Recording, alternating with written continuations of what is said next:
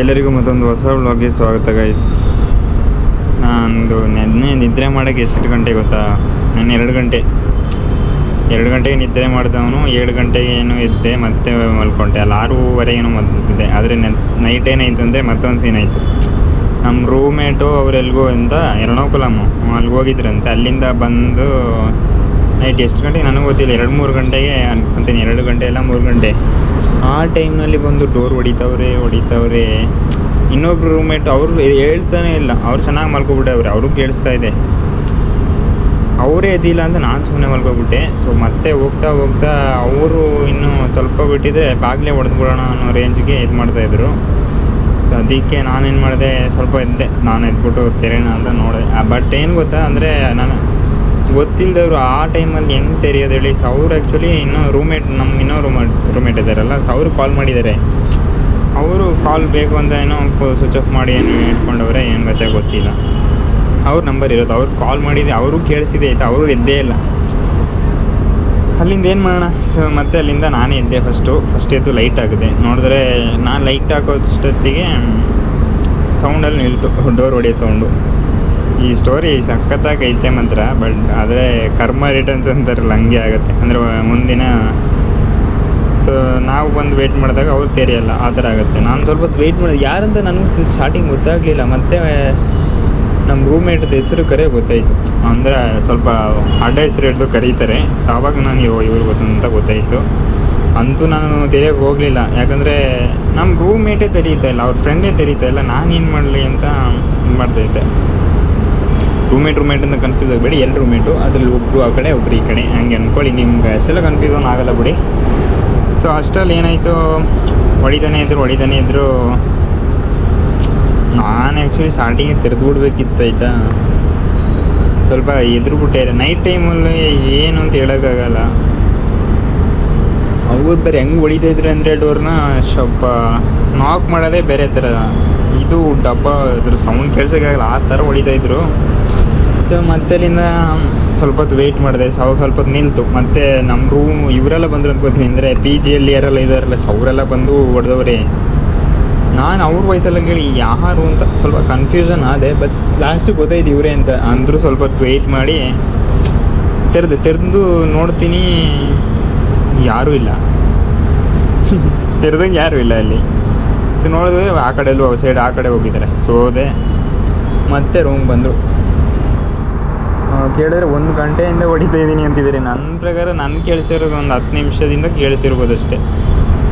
ನಮ್ಮ ರೂಮೇಟು ನನಗಿಂತ ದೊಡ್ಡವರು, ಅವರು ಕಂಬಳಿ ಹಾಕೊಂಡು ಮಲ್ಕೊಂಡವ್ರೆ. ನಾನು ಲೈಟಾಗಿ ಹೋಗಿ ಎದ್ಬಿಟ್ಟು ನಗಾಡ್ಬಿಟ್ಟು ಪುನಃ ಮಲ್ಕೋತಾರಲ್ಲ, ಹೆಂಗಿರಬೇಕು. ಮತ್ತು ಬೆಳಿಗ್ಗೆ ಬಂದು ಹೇಳ್ತವ್ರೆ, ನೀನು ತೆಗಿ, ಏನು ಹೇಳಿದ್ರಪ್ಪ, ಲೈಟಾಗಿ ಸುಮ್ಮನೆ ಹಾಕಿದ್ದೆ ತೆರಿಬೋದಿತ್ತಲ್ಲ ಅಂತ.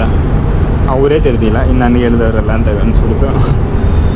ಏನೋ ಒಂದು ಸೀನು. ಬಟ್ ಅದೊಂಥರ ಅವ್ರಿಗಂತೂ ಮರೆಯೋಕ್ಕಾಗಲ್ಲ. ನಮಗೂ ಇದು ನಾವು ಮರ್ತರು ಮರಿಬೋದು, ಬಟ್ ಆ ಹೊರಗಡೆ ನಿಂತವ್ರು ಮರೀತಾರೆ ಹೇಳಿ. 1 ಅವರ್ ನಿಂತಿದ್ದಾರೆ ಅಂತೆ. ನನಗೆ ಗೊತ್ತಿಲ್ಲ 1 ಅವರ್ ನಿಂತಿರೋದು ನಿಜನ ಅಂತ.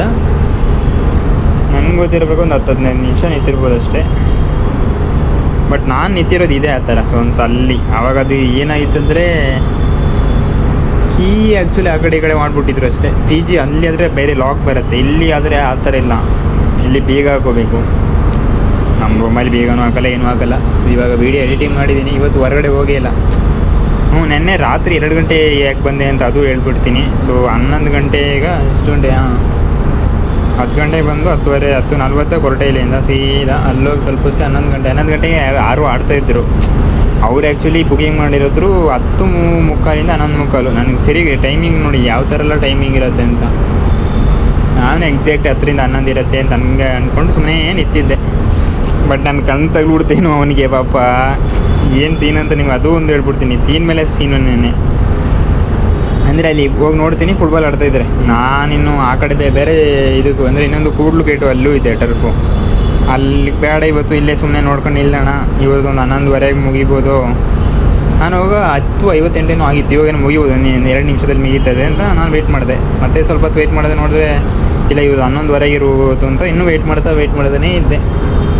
ಮತ್ತೆ ನೋಡಿದ್ರೆ ಯಾರೂ ಬರಲೇ ಇಲ್ಲ. ಆವಾಗ ಅನಿಸ್ತು ಮುಗೀತು ಕತೆ. ಸೊ ಇವ್ರು ಆವಾಗ ಲಾಸ್ಟಲ್ಲಿ ಅವ್ರು 4 ಜನ, ಇವ್ರು 4 ಜನ ಆಡ್ತಾಯಿದ್ರು. ಇಲ್ಲ ಒಬ್ಬರು ಎಲ್ಲಾದರೂ ಕಮ್ಮಿ ಇದ್ದರೆ ಸ್ಟಾರ್ಟಿಂಗಿಗೆ ಹೇಳ್ಬಿಟ್ಟಿದ್ದೆ ನಾನು ಬರ್ಬೋದಂತ. 4 ಜನ ಇದ್ದಿದ್ದರಿಂದ ನಾನು ಕೇಳೋಕ್ಕೆ ಹೋಗಿಲ್ಲ.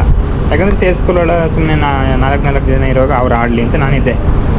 ನನಗೂ ಒಂದು ಸ್ವಲ್ಪ ಮನಸ್ಸಲ್ಲಿ ಆಗ್ತಾಯಿತ್ತು, ನಾನು ಸೇರಿಸ್ಕೊಂಡ್ರೆ ಚೆನ್ನಾಗಿರುತ್ತೆ, 5-4 ಆಡ್ಬೋದಲ್ಲ ಅಂತ. ಮತ್ತೆ ಒಂದು ಎಂಡಿಂಗು ನಾನೊಂದು ಅರ್ಧ ಗಂಟೆ ಆಡಿದೆ ಆ್ಯಕ್ಚುಲಿ. ಆಯಿತಾ, ಅದು ಹೆಂಗೆ ಸೀನ್ ಹೇಳ್ತೀನಿ ನೋಡಿ. ಸೊ ಅವ್ರು ಬಾಲ್ ಹೊರಗಡೆ ಹೋದ್ರಾ, ಸೊ ಆ ಬಾಲ್ ಹೊರಗಡೆ ಒದೆಯೋಕ್ಕೂ ಮುಂಚೆ ಸೊ ನನ್ನ ಕಣ್ಣು ತಗೊಳ್ಳೋದು ಇದಪ್ಪ ಅಂದರೆ ಹಂಗಿಲ್ಲ, ನಾನು ಸುಮ್ಮನೆ ಹಂಗೆ ಹೇಳ್ತಾಯಿದ್ದೀನಿ ಅಷ್ಟೇ. ಒಬ್ರಿಗೆ ಇಂಜುರಿ ಆಗಿಬಿಡುತ್ತಾ, ಅವ್ರ ಕಾಲಿಗೆ ನೋವಾಗಿ ಸ್ವಲ್ಪ ಹೊತ್ತು ಹೊರಗಡೆ ಕೂತ್ಕೊಂಡಿದ್ರು. ಮತ್ತು ಅಲ್ಲಿಂದ ನಾನು ಗೋಲಿ ನಿಲ್ತೀನಿ ಅಂತ ಸುಮ್ಮನೆ ಇದ್ದು. ನಾನು ಆ ಇಂಟೆನ್ಷನಲ್ಲಿ ಕೇಳಿಲ್ಲ. ಸೊ ಅವ್ರು ಆ ಕಡೆ ಬಂದಿರಲ್ಲ ಅಂತ ಹಂಗೆ ಕೇಳಿದೆ. ಅವಾಗ ಏನು ಹೇಳಿದ್ರು ಅವರು ಅಂದರೆ, ನನ್ನ ಕೇಳ್ಬಿಡೋಬ್ರು ಅವ್ರನ್ನ ಕೇಳಿ, ಒಬ್ಬರನ್ನ ಕೇಳಿ ಇನ್ನೊಬ್ಬರನ್ನ ಕೇಳಿ ಅಂತ ಹೇಳಿದ್ರು. ಮತ್ತು ಫೈನಲಿ ಸರಿ ಬಾ ಏನಾಗಲ್ಲ ಅಂತ ಹೇಳ್ಬಿಟ್ಟು 5-4 ಆಡೋಣ ಅಂದರು. ಅಷ್ಟರಲ್ಲಿ ಗೋಲ್ ಕೀಪರ್ ಇಲ್ಲ ಬೇಡ, ನನಗೂ ಸುಮ್ಮನೆ ಇಂಜುರಿ ಆಗಿದೆ ಆಲ್ರೆಡಿ, ನೀವು ಅವನ್ನ ಆಡಿಸಿ ನಾನು ಕೂತ್ಕೋತೀನಿ ಅಂತ ಹೇಳಿದ್ರು. ಮತ್ತು ಬೇರೆ ಇರೋರು ಅವನಿಗೂ ಹಂಗೆ ಹೇಳಿದ್ರು, ಅವ್ರಿಗೆ ನೀವು ಕೂತ್ಕೊಬಿಡು ಸುಮ್ಮನೆ ಜಾಸ್ತಿ ಆಗುತ್ತೆ ಅಂತ. ಮತ್ತೆ ಚಾನ್ಸ್ ಸಿಕ್ತು ನೋಡಿ, ಅವ್ರು ಇಂಜುರಿ ಆಗಿರೋದಕ್ಕೆ ಚಾನ್ಸ್ ಸಿಕ್ತು. ಇಲ್ಲ ಹಂಗೇಂತಿಲ್ಲ, ಅವ್ರು ಇಂಜುರಿ ಆಗಿಲ್ಲ ಅಂದರೂ ನಾನು ಚಾನ್ಸ್ ಕೊಡ್ತಿದ್ರೇನು ಅದು ಅದೆಲ್ಲ ಗೊತ್ತಿಲ್ಲ. ಸೊ ಅದೇ ಮೇಯ್ನ್ ರೀಸನು. ಸೊ ಇಂಜುರಿ ಆದಂಗೆ ನಾನು ಆಡೋಕ್ಕೆ ಶುರು ಮಾಡಿದೆ. ಒಂದು ಅರ್ಧ ಗಂಟೆ ಒಳ್ಳೆ ಗೇಮ್ ಆಯಿತು, ನಾವೇ ವಿನ್ ಆಗಿರೋದು. ಅಂದರೆ ನಮ್ಮ ಟೀಮಲ್ಲಿ ಒಬ್ಬ ಒಳ್ಳೆ ಪಾಸಿಂಗ್ ಪ್ಲೇಯರ್ ಇದ್ದ, ಅವನು ಒಳ್ಳೆ ಪಾಸಿಂಗ್ ಆಡಿದ್ವಿ.